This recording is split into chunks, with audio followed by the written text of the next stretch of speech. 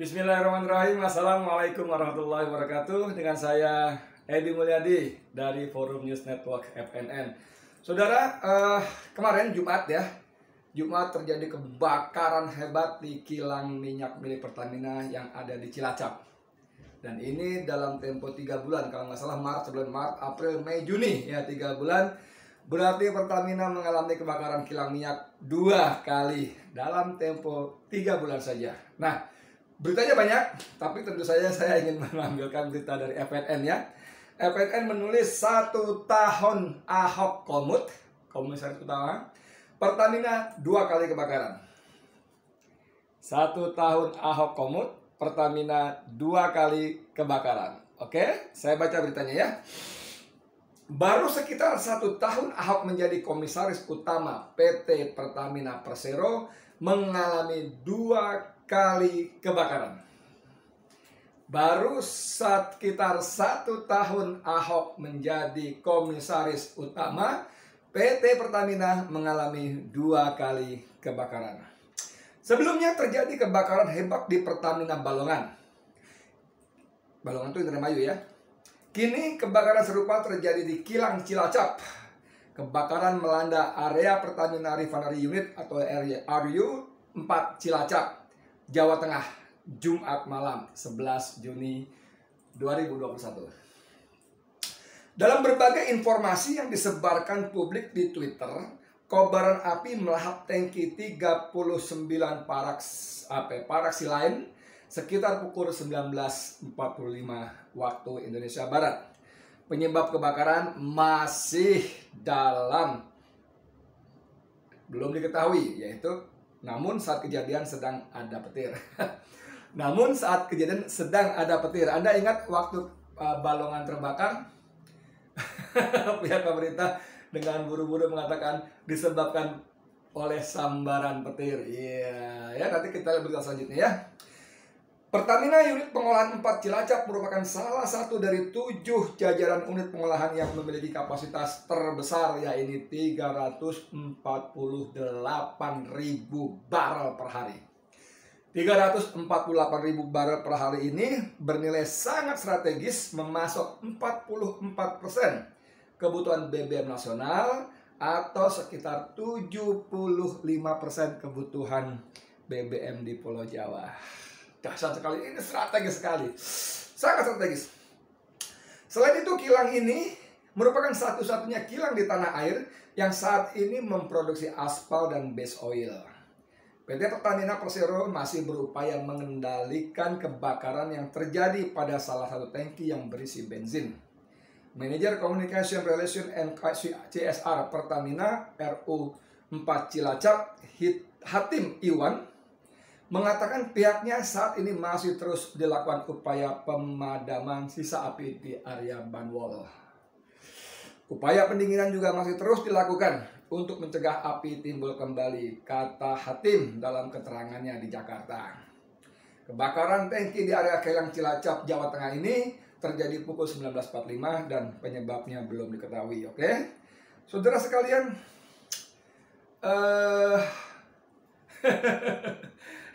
FNN ini nakal juga sih kalau saya pikir ya. Masa bikin judul baru 1 tahun Ahok Pertamina 2 kali kebakaran. Apa urusannya Ahok dengan Pertamina kebakaran? Ada Edi gitu ya. Teman saya bilang ada dong. Dia kan komisaris utama. Komisaris utama itu tujuannya fungsinya terutama tentu mengawasi direksi. Yes. Dalam hal apa? Terutama dalam hal keuangan, iya. Dan Pertamina itu perusahaan bukan perusahaan PT biasa ya. Bahkan Pertamina itu bukan perseroan terbatas atau BUMN biasa. Tidak bisa kita samakan Pertamina dengan perusahaan PT Perum Garam misalnya. Tahu Perum Garam ya? Yang memproduksi garam, tidak bisa.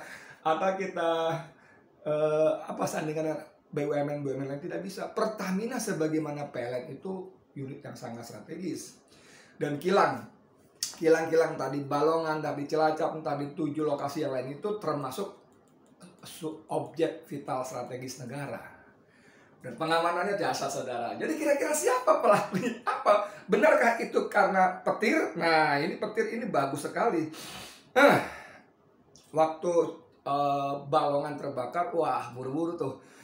Kita nggak usah sebut siapa namanya, tapi buru-buru mengatakan bahwa itu disebabkan oleh sambaran petir. Dan ternyata BMKG ungkap kebakaran kilang Balongan bukan karena petir. BMKG ungkap kebakaran kilang Balongan bukan karena petir. Dari CNN Indonesia ya. Badan Meteorologi, Klimatologi, dan Geofisika BMKG memaparkan kebakaran di kilang minyak Pertamina RU 6 Balongan, Indramayu, Jawa Barat pada Senin 29 Maret dini hari bukan karena sambaran petir. Bukan karena sambaran petir. Berdasarkan alat monitoring lightning detector yang berlokasi di BMKG Jakarta dan BMKG Bandung dari pukul 00 hingga pukul 02.00 bahwa tidak terdeteksi adanya aktivitas sambaran petir di wilayah kilang minyak Balongan Indramayu. Kata siapa? Kata Kepala Pusat Seismologi Teknik Geofisika Potensial dan Tanda Waktu Rahmat Triyono melalui siaran pers yang dikutip dari Antara. Tidak ada masalah. Jadi kenapa dua kilang penting ini terbakar, menguasai 78% pasokan BBM di Jawa, memasok 44% pas kebutuhan BBM se-Indonesia nasional. Penting sekali itu. Kenapa bisa terbakar? Bukankah itu adalah alat vital, objek vital maksud saya, objek vital negara? Wah ini saya ngobrol dengan teman yang paham soal-soal seperti ini, dia mengatakan enggak ya, itu serius, itu penjagaannya sangat serius. Itu ada Kopassus, ada Arhanud ya. Arhanud itu apa urusannya? Saya bilang artileri pertahanan udara, ada urusannya. Kalau ada yang iseng, entah teroris, entah negara lain yang coba-coba menghantam kilang kita, itu ada penangkapannya Arhanud. Masa sampai segitu? Iya, serius. Jadi itu, wah, serius sekali saudara. Dan dua kali Ahok. Jadi apa sesungguhnya terjadi? Saudara, setuju nggak kira-kira kalau saya katakan ini pasti yang membakar namanya organisasi radikal? Ada saudara.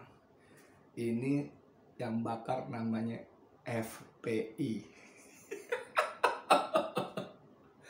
FPI nggak disangka saudara, ini FPI ini nggak mungkin FPI udah dibubarin. Justru itu karena dibubarin mereka jadi balas dendam gitu kan. Tapi kan Habib di dalam penjara nggak bisa ngasih instruksi. Oh jangan salah, bisa aja. Gila ya si Edi. Gila banget. Apa iya FPI yang bakar? Ya kan begitu tentara maaf. Pemerintah kita kan begitu, penguasa kita. Pokoknya semua masalah, semua problem yang salah FPI. Gitu kan. Semua masalah, semua problem biang keroknya FPI. Semua masalah, semua problem sumber masalahnya Habib Rizik Syihab. Gila banget kan.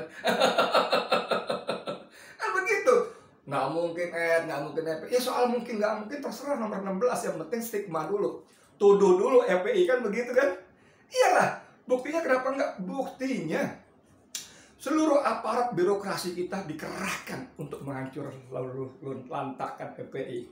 Habib yang cuma dituduh menyebar kebohongan lewat hasil tes swab di rumah sakit Umi saja dituntut 6 tahun penjara, saudara.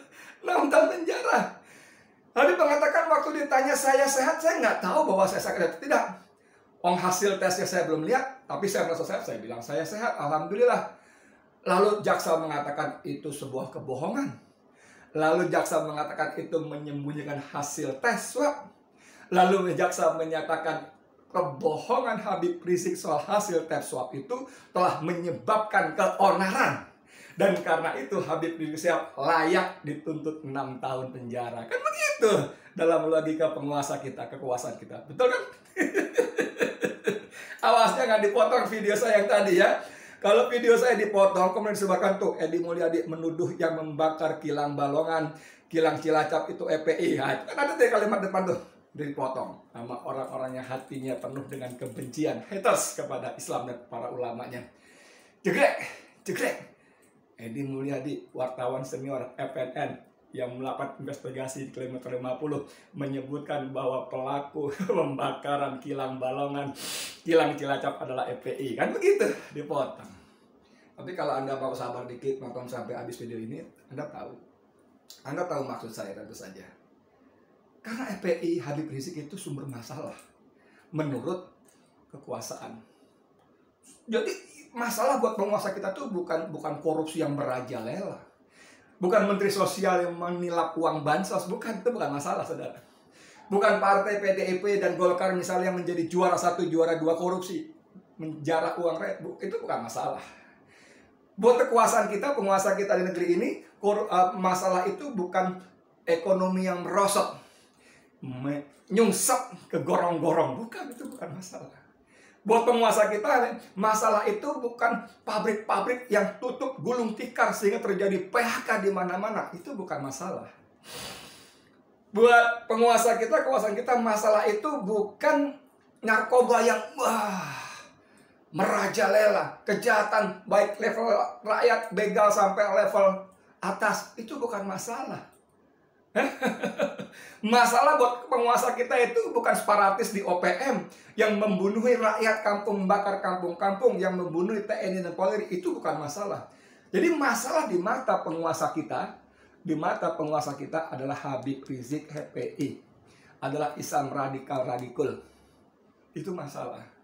Dan jangan-jangan nanti akan ada juga pernyataan pejabat yang mengatakan kebakaran kilang minyak Balongan dan Cilacap disebabkan ulah FPI yang balas dendam karena organisasinya dibubarkan, karena Habibnya disidang, dipenjara, diancam hukuman 6 tahun pidana penjara. Bukan mustahil, saudara. Tapi kan itu nggak waras, mana mungkin. Emangnya saudara pikir selama ini penguasa kita waras? Aduh, kalau suka ikuti Rocky Gerung mengatakan akal sehat itu sudah entah kemana. Logika penguasa. Emangnya saudara pikir kalau Menteri Keuangan terbalik dunia memajaki sembako itu waras? Itu Pancasila. Itu Pancasilais, itu waras.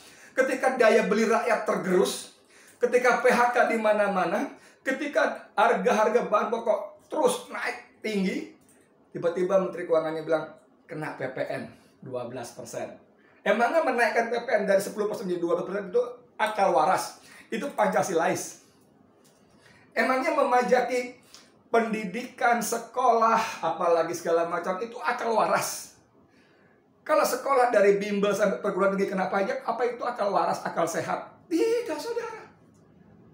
Emangnya ketika Menteri Keuangan memberikan tax amnesty sampai 20 tahun bagi pengusaha besar, tax amnesty, saudara, tax amnesty, pembebasan pembayaran pajak sampai 20 tahun bagi pengusaha besar, pada saat sama dia menekan, memeras rakyat kecil menarik pajaknya, itu akal waras.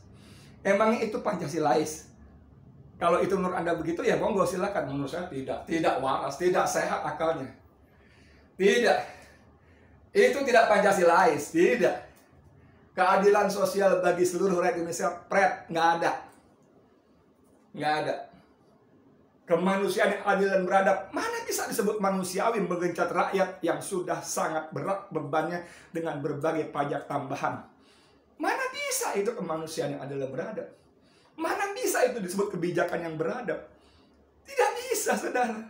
Jadi kalau suatu ketika ada pejabat mengatakan, saudara sekalian, kebakaran kilang Balongan, kilang Cilacap disebabkan oleh teroris FPI yang berafiliasi dengan ISIS, itu harus diterima sebagai sebuah apa menyebutnya ya, walaupun akal sehat kita mengatakan itu nggak waras, bos, nggak waras. Jadi pertanyaannya, siapa pembakarnya? Apakah petir? Kata petir, sialan loh, gue nggak salah apa-apa disalah-salahin, gue nggak nyamber, bora-bora salah kejadian itu, gue nggak nyamber, gue nggak turun. Jadi kalau kata BMKG, petir itu 3 macam, saudara. Satu, petir yang ada di dalam awan besar, dalamnya terjadi petir. Petir itu terjadi karena ada lompatan kilat, kemudian awan itu bertumbukan, awan yang mengandung unsur positif dan negatif, jeder bunyi petir, terdengar. kilatnya itu namanya sambarannya itu namanya petir. Yang pertama, yang kedua, petir terjadi antara awan dan awan. Awan dan awan. Yang ketiga, petir yang menyambar dari awan ke bumi. Nah, ini yang paling bahaya. Kalau penguasa menyatakan kebakaran di kilang Balongan dan Cilacap karena sambaran petir, aduh, petir bilang, gila, gua nggak ngapa-ngapain. Boro-boro nyambar, gue turun ke bumi juga enggak pada saat itu. Nggak bisa protes, tapi saudara. Seperti tidak bisa protesnya FPI karena sudah dibubarkan. Seperti tidak bisa protesnya Habib karena sudah di dalam penjara. Edan. Jadi kembali ke soal apa tugas Ahok selama ini? Ngapain aja dia selain mendapat gaji yang sangat berlimpah ruah, selain mendapat fasilitas yang dahsyat, Pertaminanya rugi. Kalau Anda ikutin di grup-grup WA itu, ini Pertamini, Pertamini yang pinggir jalan yang jual eceran bisa untung banyak, Pertamina yang bertriliun-triliun kok bisa rugi? Gimana caranya ceritanya ya? Jual bensin eceran aja bisa untung, dasar untungnya. Tapi jual Pertamina yang teknologi tinggi, orang banyak, dokter, ahli insinyur segala macam, komisaris utamanya orang paling top sedunia, mulutnya bau toilet ya. Bisa rugi. Dan sekarang kebakaran dalam 3 bulan, saudara. Saya nggak tahu mungkin dari aspek teknis apa ya, tapi Balongan itu dibangun zaman Pak Harto. Kemudian Cilacap itu dibangun zaman Pak Harto. Jadi zaman Pak Harto, Anda boleh suka nggak suka, Anda boleh nuduh macam-macam, tapi beliau berhasil membangun sejumlah kilang. Ya. Dan sampai zaman reformasi sampai sekarang, saya belum dengar, mungkin saya kelewat ya, kurang baca, kurang pergaulan. Ada kilang-kilang baru yang dibangun. Jadi siapa pelakunya? Bos, kalau kita berpikir waras, pertama, kilang-kilang itu adalah objek vital, strategis dan vital. Objek vital dan strategis negara. Dijaga dengan sangat ketat. Petir tidak ada.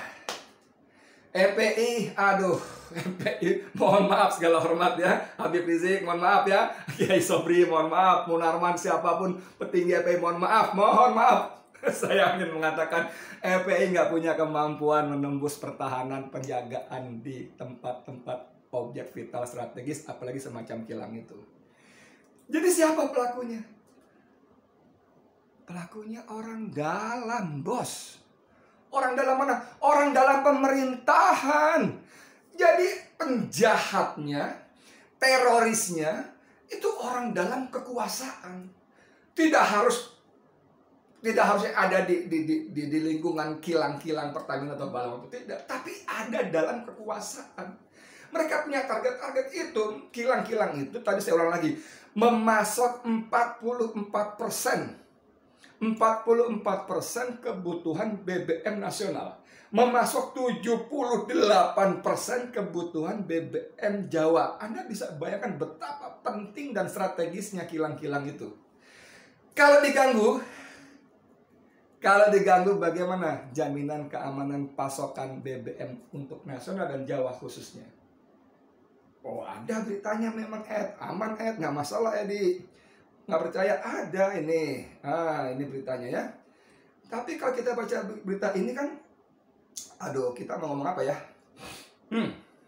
Di Republika, waktu Balongan meledak ya, terbakar maksud saya. Kebakaran kilang pasokan BBM dan LPG Jateng tak terdampak. Ya. Gila nggak? Anda bisa memahami gimana? Pertamina Pemasaran Regional Jawa bagian tengah JBT memastikan pasokan BBM dan LPG di wilayah Jawa Tengah dan daerah istimewa Yogyakarta tetap dalam kondisi aman. Insiden kebakaran di Pertamina Refinery Unit 4 Cilacap semalam sama sekali tidak berpengaruh terhadap pasokan BBM dan LPG di kedua daerah tersebut. Bagaimana bisa disebut aman? Alasannya ada di dalam ini. Unit Manager Communication Relation and Corporate Social Responsibility CSR Pertamina Pemasaran Regional JBT Brasto Galih Nugroho dalam keterangan pers di Semarang, ia mengatakan kejadian kebakaran tersebut tidak akan mempengaruhi distribusi BBM dan LPG, khususnya Jawa Tengah dan DIY atau wilayah kerja Pertamina Regional JBT. Pertamina Pemasaran Regional Jawa bagian tengah memiliki 7 unit fuel terminal dan 2 LPG terminal yang berfungsi untuk memasok kebutuhan BBM dan LPG di Jawa Tengah dan DIY. Bos, kalau kebakaran itu tidak berpengaruh, lalu untuk apa itu dibikin Cilacap? Ngapain buang-buang bermiliar-miliar dolar bikin kilang? Kalau tidak untuk mengamankan pasokan Jawa Tengah misalnya gitu, di bagian tengah. Jawa bagian tengah maksud saya.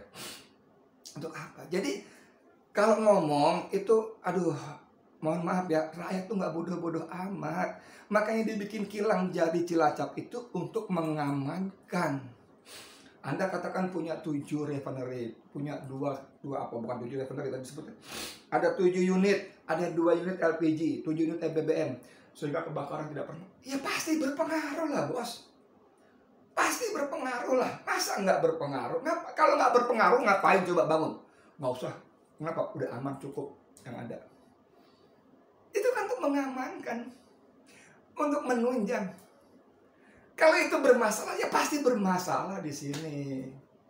Jadi jangan, aduh, saya paham pejabat Pertamina berkata begitu, maksudnya untuk memberikan aspek ketenangan kepada publik, sehingga publik tidak panik, tidak terjadi panic buying dan sebagainya, panic buying ya. Paham. Tapi please deh, jangan anggap rakyatnya itu anak TK semua.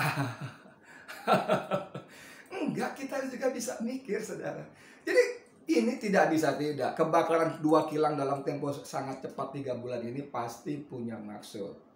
Supaya apa? Supaya pasokan di dalam negeri, kebutuhan dalam negeri terganggu. Sementara produksi kita tidak beranjak dari 700 ribuan barrel per hari. Produksi BBM kita dari perut bumi. Dulu sempat 1,2 juta, saudara. Sekarang 700-800 ribu nggak sampai. Jadi apa harusnya? Ya untuk mengamankan kebutuhan pasok ya harus diimpor. Nah di sini mafia-mafianya, pengimpor, pemain bisnis BBM, impor BBM itu, untungnya dasar bos, bukan juta dolar, itu miliar dolar. Dan mereka sengaja menyebabkan ketergantungan dan ketidakpastian pasok dari dalam negeri sehingga harus impor duit bos, fulus. Jadi di ujung cerita ini saya ingin mengatakan masalah negeri ini bukan FPI, masalah negeri ini bukan Habib Rizik, masalah negeri ini adalah keserakahan kekuasaan, keserakahan oligarki para taipan yang kemudian dengan uang yang sangat tak terbatas itu mereka membiayai para pejabat publik untuk bekerja kepentingan mereka, mengamankan kepentingan mereka. Salam akal waras.